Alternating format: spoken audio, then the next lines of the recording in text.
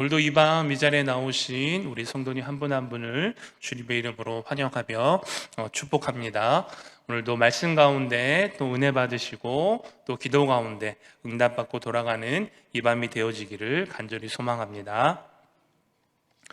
지난 시간 말씀드린 것과 같이 디모데전서는 크게 두 부분으로 나누어서 볼 수 있습니다. 전반부인 1장부터 3장까지는 목회의 직무와 또한 본질에 대하여 다루고 있다면, 오늘부터 살펴보기 원하는 4장부터 6장까지의 말씀은 직무를 수행하는 목회자의 자세에 대한 부분을 교훈하는 내용을 담고 있습니다. 즉, 목회자가 목회의 직무를 수행하면서 무엇에 힘써야 하며 어떠한 자세와 가치관을 가져야 하는지를 중심적으로 다루고 있는 것입니다. 앞서 살펴본 것과 같이 교회는 진리의 기둥과 터로서 예수 그리스도께서 다시 오실 때까지 주님께서 맡기신 자리를 잘 지켜 나아가야 한다 말씀드렸습니다. 이를 위하여 목사와 집사는 각자의 위치에서 충성을 다하여 직분에 합당한 삶을 살아내야 하는 줄 믿습니다. 그러나 그럼에도 불구하고 적지 않은 믿음의 사람들의 믿음에서 떠나 잘못된 가르침을 따르는 일들이 발생하게 될 것입니다. 오늘 본문 1절 말씀을 보면 명확하게 기록되어 있습니다. 그러나 성령이 밝히 말씀하시기를 후일에 어떤 사람들이 믿음에서 떠나 미혹하는 영과 귀신의 가르침을 따르리라 하셨으니. 아멘. 1절 말씀을 보면 믿음에서 떠나는 배교에 대한 경고를 하는 주체가 누구입니까? 바로 성령 하나님입니다.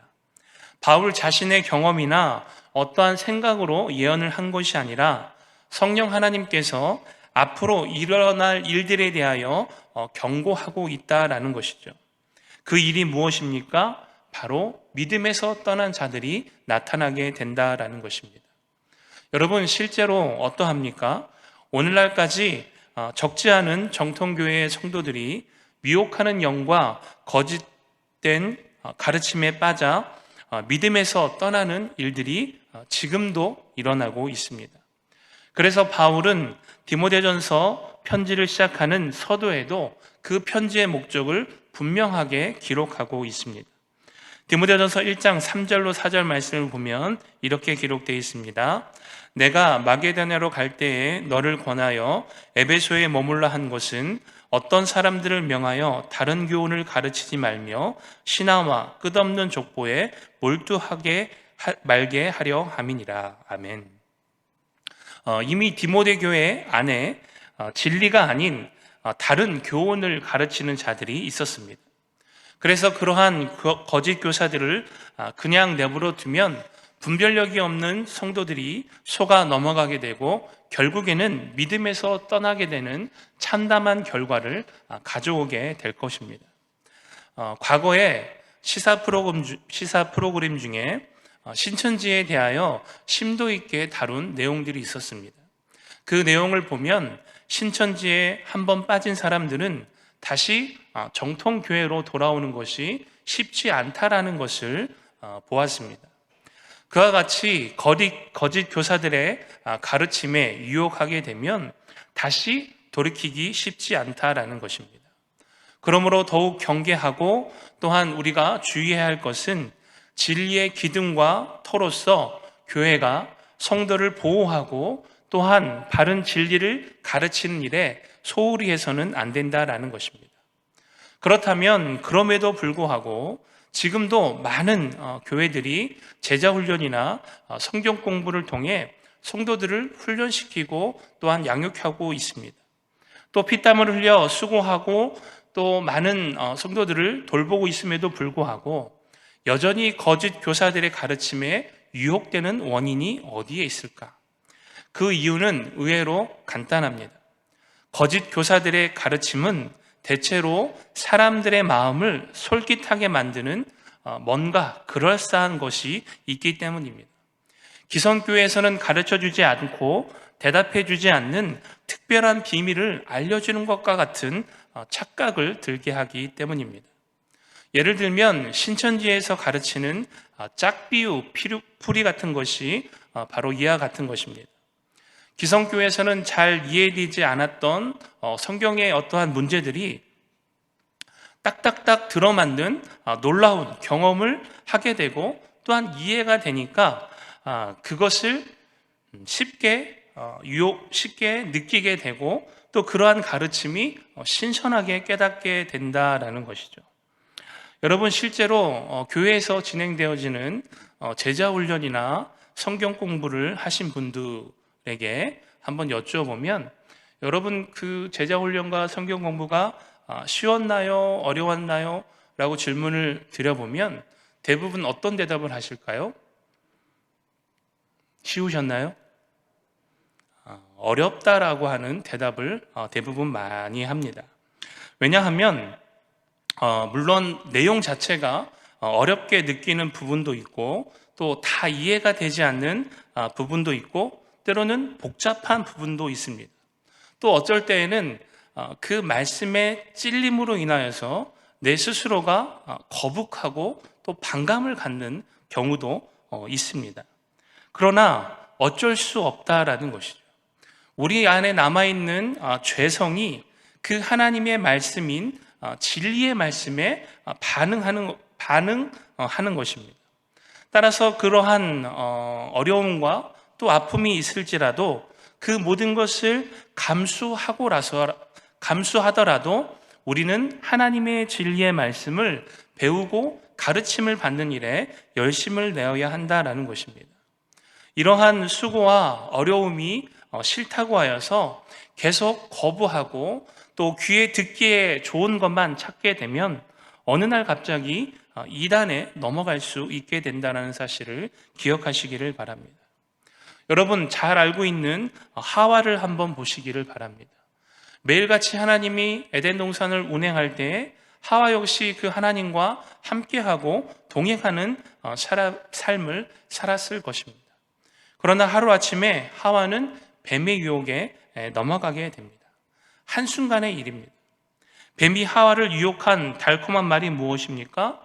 선악과를 먹어도 결코 죽지 않는다는 그 뱀의 말 한마디에 의해 하와는 하나님의 말씀에 불순종하게 되고 그 결과 에덴 동산에서 쫓겨나게 되었다라는 것입니다. 여러분, 그러므로 결코 과신해서는 안 됩니다. 나의 신앙생활이 얼마나 오래 했는가, 또 나의 신앙 영수가 꼭 그 믿음을 보장하지 않는다라는 것입니다. 여러분, 그 이유가 어디 있습니까? 오늘 본문 1절과 2절 말씀에 명확하게 기록되어 있습니다. 오늘 본문 1절, 2절 말씀을 함께 읽겠습니다. 시작. 그러므로 성령이 밝히 말씀하시기를 후일에 어떤 사람들이 믿음에서 떠나 미혹하는 영과 귀신의 가르침을 따르리라 하셨으니 자기 양심이 화인을 맞아서 외식함으로 거짓말하는 자들이라. 아멘. 방금 읽은 1절과 2절 말씀을 보면 거짓 교사들의 가르침이 어떠한 방법으로 퍼져나가는가, 그 통로를 볼 수 있습니다. 그 첫 번째 통로는 미혹하는 영과 귀신의 역사로 인하여서입니다. 성도를 미혹하는 영은 바로 마귀입니다. 그리고 그 마귀의 주특기는 사람을 미혹하는 것입니다. 여러분, 이 미혹이라고 하는 단어의 정의를 보면 이렇습니다. 무엇에 홀려 정신을 차리지 못함, 또 정신이 헛갈려 갈팡질팡 헤맴. 즉 마귀의 미혹에 빠지게 되면 인간이 쉽게 벗어날 수 없게 된다라는 것입니다. 여러분, 하와가 하나님의 말씀에 불순종하고 범죄하게 된 이유가 무엇입니까? 마귀의 미혹 때문입니다. 여기서 우리가 주목하여 볼 것이 있는데, 마귀가 하와를 미혹할 때 어떠한 방법을 썼는가를 한번 살펴보기를 원합니다. 우리 창세기 3장 1절과 6절 말씀을 한번 찾아보겠습니다.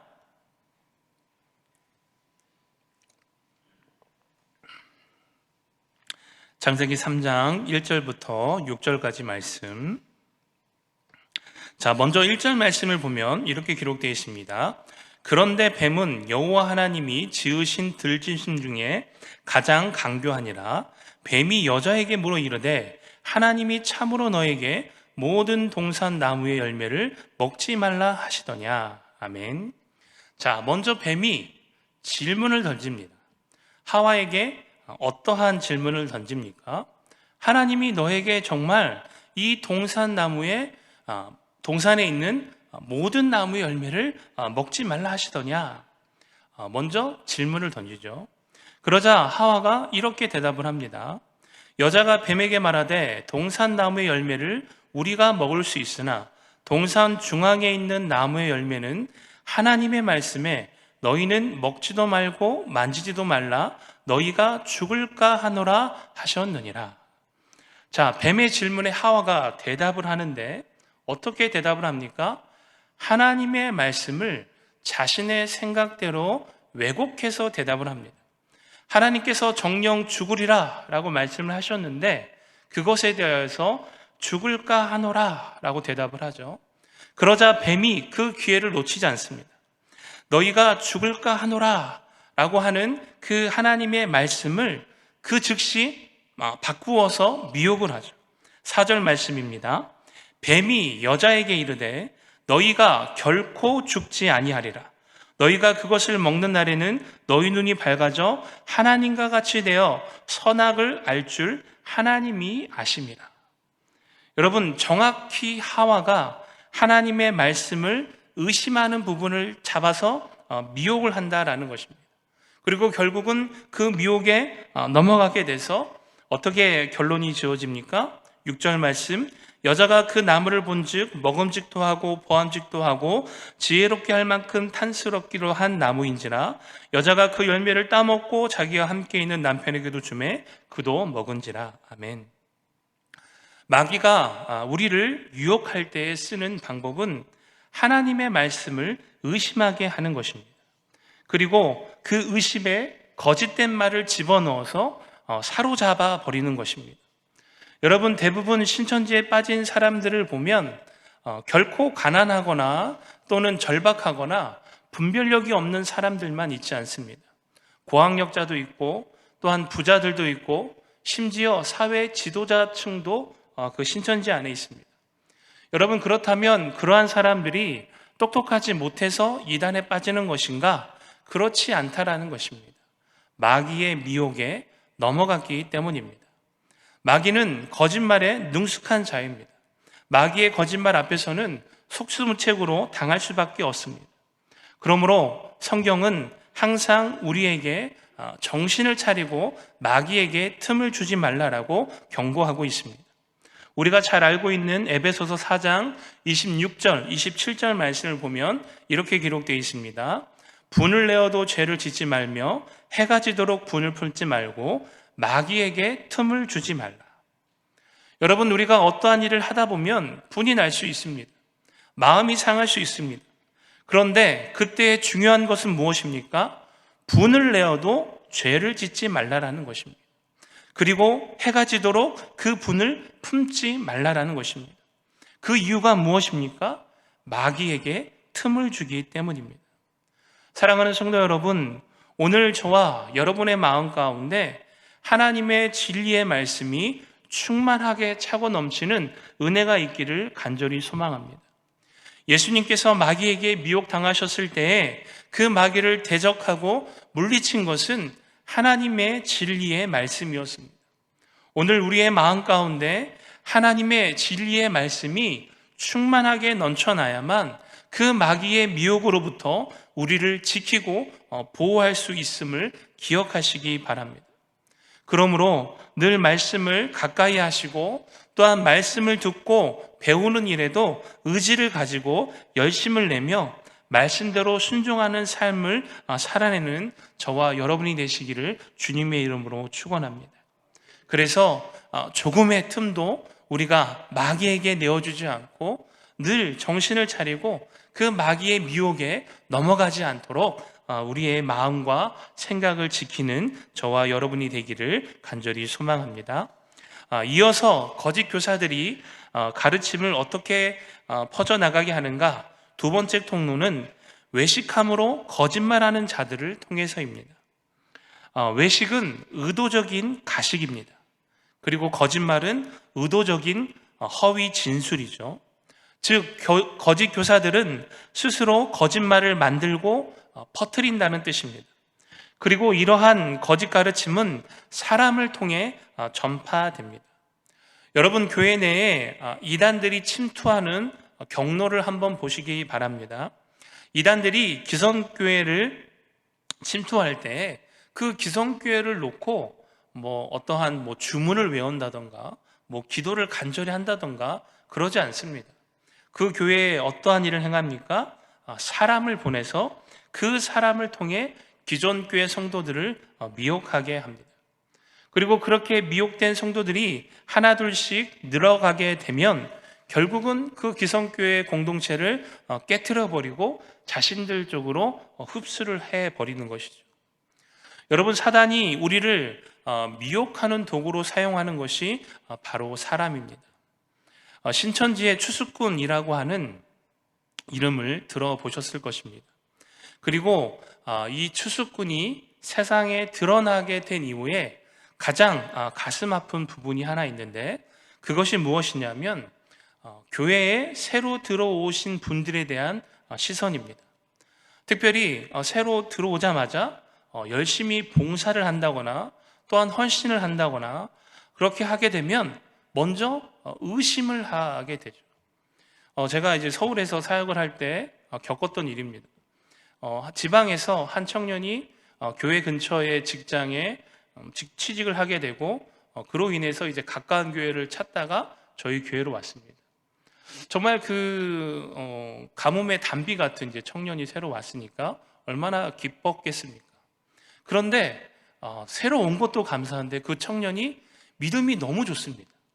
정말 그 청년 하나를 통해서 청년부 전체의 분위기가 확 바뀔 정도로 정말 교사로도 헌신하고 앞에 나와서 특송 같은 것도 하고, 또 그 교회 청년들이 전혀 반응하지 않는 교회 권사님들 또 집사님들 보면 어머 권사님 오셨어요, 어머 집사님 안녕하세요 이러니까 그 형제를 갖고 있는 권사님 집사님들이 며느리감으로 이제 마음속에 간직을 하게 되는 것입니다. 여러분, 그 모습을 보면 참 귀하다, 저 청년이 정말 우리 교회 와서 참 감사하다, 이런 생각이 들어야 되는데, 한창 그 신천지 추수꾼이 난리를 치는 상황이어서 의심을 하게 되는 거예요. 혹시 그렇지 않을까? 혹시. 그래서 예의 깊게 계속 바라보게 되는 것이죠. 물론 그 청년은 신천지가 아니었습니다. 그리고 그 청년으로 인해서 참 교회도 그렇고 그 청년부 안에 여러 가지 선한 영향력을 참 많이 끼쳤습니다. 여러분, 지금도 이단에서 보내는 사람들이 기성교회 안에 있습니다. 따라서 목회자와 특별히 중직분들과 또 앞으로 이제 셀리더를 하시는 분들은 성도님들을 잘 살피고 돌보셔야 한다라는 것입니다. 감시하라는 말씀이 아닙니다.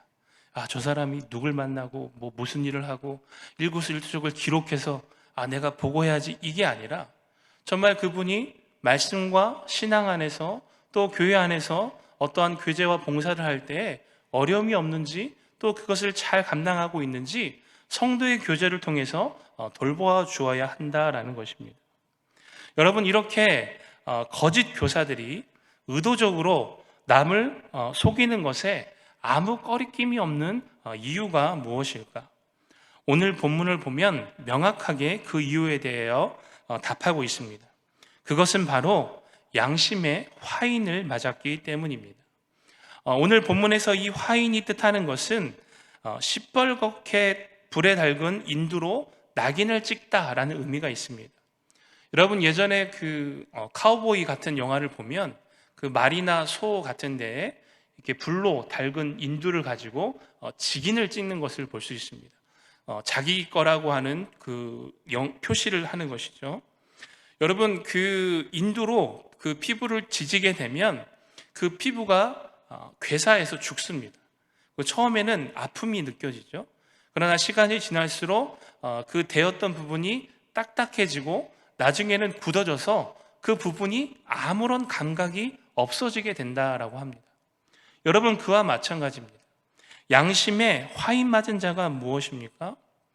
그 양심이 불로 지져져서 딱딱하게 굳어지고 또한 그것이 무감각하게 돼서 그 양심이 제대로 작동하지 않게 된다라는 것입니다. 여러분, 저는 개인적으로 이 양심은 신앙의 신호등이다라고 비유하고 싶습니다.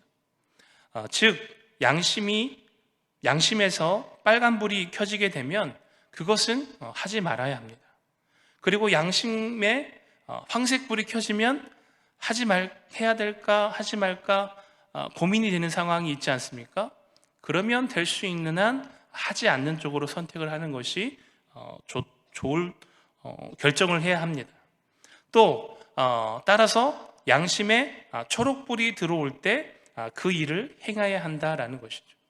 여러분, 이 신호를 무시하게 되면 결국 사고가 나게 됩니다. 운전을 하시는 분들은 어떠하십니까? 저 역시 떳떳하게 말씀을 드릴 수는 없지만 여러분, 한 번 신호를 어기게 되면 막 심장이 두근거리죠. 내가 좀만 참을 걸. 그러다가 한 번, 두 번 하게 되면 황색불이 켜지자마자 악셀을 밟고 빨리 지나가려고 지나갑니다. 그리고 빨간불이 켜져도 주위에 카메라가 없으면 그냥 지나갑니다.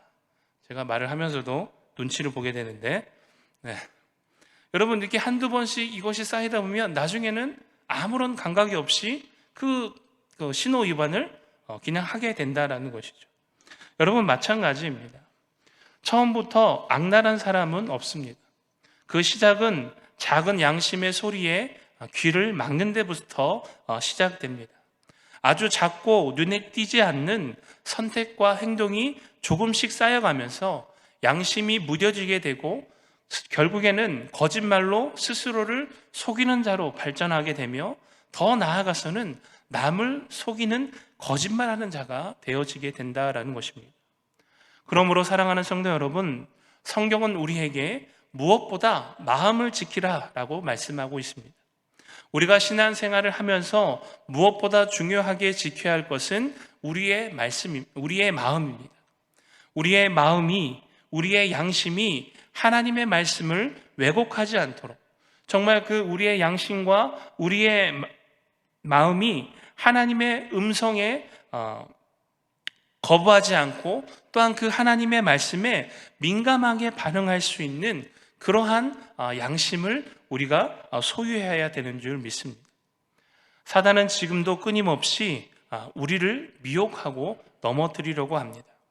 사랑하는 성도 여러분, 오늘 저와 여러분에게는 하나님께서 주시는 말씀에 민감하게 반응하는 착한 양심으로 인하여서 정말 거짓과 외식하는 자들과 달리 하나님의 말씀에 순종하며 그 말씀을 기쁜 마음으로 따르는 그 은혜가 있기를 주님의 이름으로 축원합니다.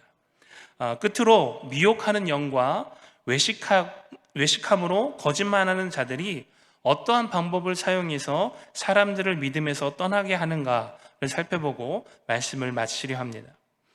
이들의 주된 방법은 율법, 즉 하나님의 명령을 잘못 해석하고 적용시키므로 기존 성도들을 믿음에서 떠나게 하고 있습니다. 그 대표적인 예가 오늘 본문에는 결혼과 음식에 관한 것입니다. 오늘 본문 3절 말씀을 함께 보겠습니다. 혼인을 금하고 어떤 음식물은 먹지 말라 할 터이나 음식물은 하나님이 지으신 바니 믿는 자들과 진리를 아는 자들이 감사함으로 받을 것이니라. 아멘. 여러분, 이 거짓 교사들은 성은 악한 것으로 보고 결혼을 금지시켰습니다. 음식 또한 특정한 음식을 먹는 것을 잘못된 것이다 라고 가르쳤습니다. 이러한 거짓 교사들의 가르침은 그 당시 그 지역에, 에베소 지역에 팽배해 있던 이 영지주의 이단들의 가르침을 받은 것입니다. 이 영지주의의 가르침은 간단하게 이렇습니다. 육체는 악하고 영혼은 선하다라는 사상입니다. 따라서 육체의 일들이 영혼을 해친다라고 생각을 하기 때문에 철저한 금욕을 강조합니다. 따라서 영지주의자들이 생각하는 것이 무엇입니까? 자신들의 깨끗한 영혼을 지키기 위하여서 가장 금해하는 것이 성욕과 식욕입니다. 그래서 그들은 결혼을 하지 않는 것이 가장 고차원적인 금욕이라 여겼고, 또한 맛있는 음식이나 고기를 먹지 않는 것이 자신의 영혼을 위한 일이라고 여겼습니다. 따라서 이러한 영지주의자들의 관점으로 율법을 해석하고 또 교회 안에서 가르치다 보니까 그 미혹에 넘어간 기존 성도들이 믿음에서 떠나가게 되는 것입니다. 그러나 바울은 이러한 영지주의자들을 향해 분명히 선포하고 있습니다. 오늘 본문 4절과 5절 말씀입니다. 하나님께서 지으신 모든 것이 선함에 감사함으로 받으면 버릴 것이 없나니 하나님의 말씀과 기도로 거룩하여 짐이라. 아멘.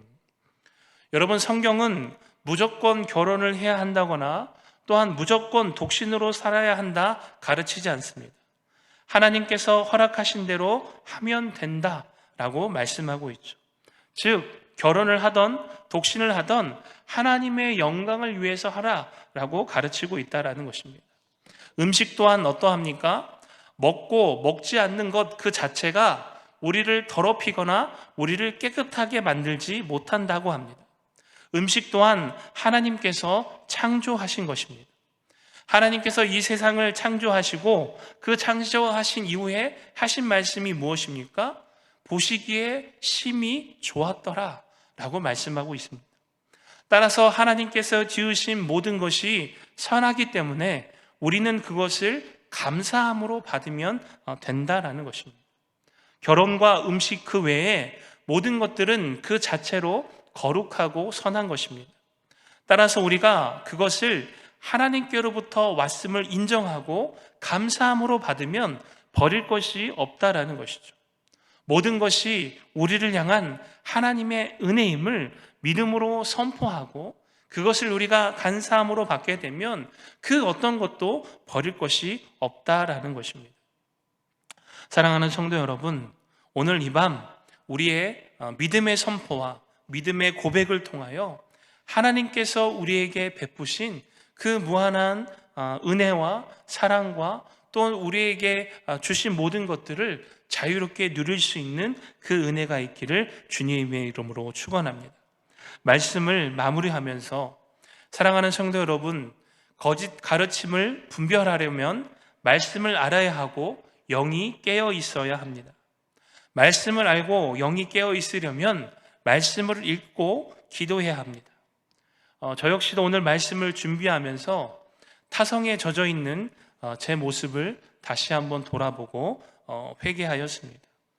사역이 바쁘다는 핑계로 말씀과 기도에 더욱 집중하지 못한 제 자신을 돌아보면서 다시 한번 하나님 앞에 회개하였습니다. 여러분, 신앙생활에는 왕도가 없다라고 합니다. 말씀을 보고 기도한 만큼 거룩하여 주고 말씀을 멀리하고 기도에 게으른 만큼 착한 양심이 마비되어 간다고 합니다. 말씀과 기도는 우리가 구원받은 하나님의 백성으로서 살아가게 하는 호흡과도 같습니다. 그 호흡이 멈추게 되면 결국은 죽게 됩니다. 그러므로 오늘 이 밤 말씀의 은혜를 사모하며 기도에 열심히 회복되어지는 이 밤이 되어지기를 간절히 소망합니다. 그리하여서 거짓된 가르침과 또한 거짓된 영을 분별하여 하나님의 자녀로서 거룩한 삶을 살아내고 매일의 삶 가운데 승리하는 삶을 통해 오늘도 하나님께서 우리에게 베푸시는 그 놀라운 은혜들을 받아 누리시는 우리 사랑하는 성도님들 되시기를 주님의 이름으로 축원합니다.